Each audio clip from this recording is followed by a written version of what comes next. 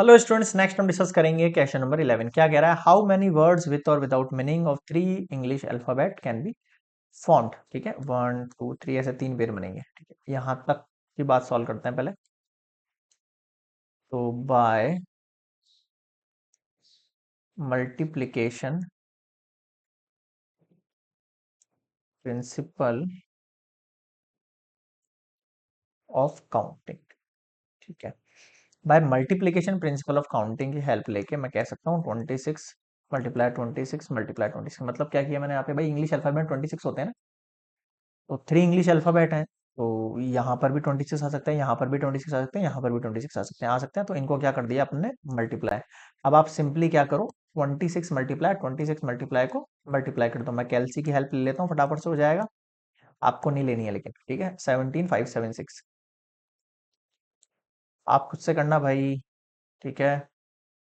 अभी आपकी प्रैक्टिस होगी। इतने नंबर ऑफ वेज हो सकते हैं। अब देखो आगे क्या बोल रहा है, how many these have all distinct alphabets.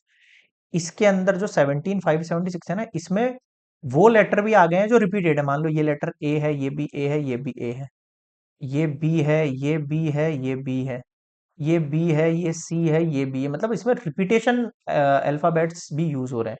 अब इसने सेकंड केस में बोला है how many these have all distinct alphabets. यहाँ पर क्या है? सेम और डिस्टिंक्ट दोनों इंक्लूडेड है इसमें। अब मैं क्या बोल रहा हूँ? Number of ways in which all distinct alphabets there. केवल इंग्लिश डिस्टिंक्ट अल्फाबेट्स पूछा जाए तो पहले में 26 आ सकते हैं, तो दूसरे में 26 से एक कम यानी कि 25, क्योंकि एक यहाँ हो चुका है यूज, और फिर उससे एक कम यानी 24। अब आप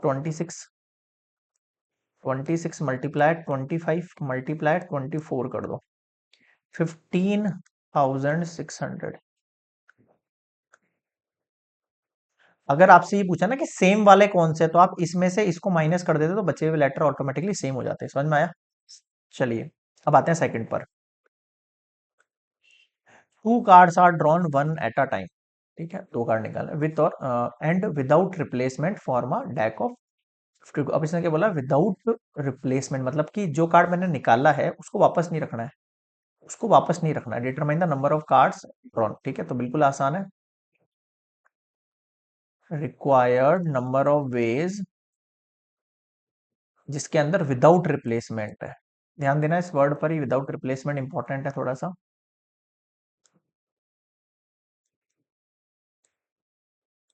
क्या लिखा है यहाँ पर? Without replacement. अब ध्यान देना, पहला कार्ड निकाला तो टोटल आपके पास 52 कार्ड्स हैं।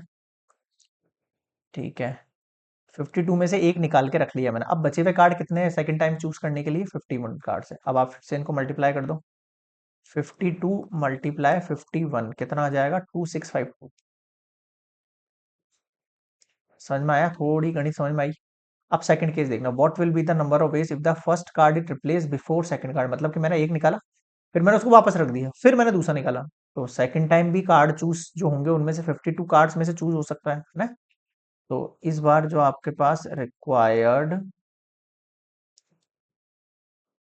नंबर ऑफ वेज है, इस बार विदाउट रिप्लेसमेंट नहीं है ना, विथ रिप्लेसमेंट है ना, विथ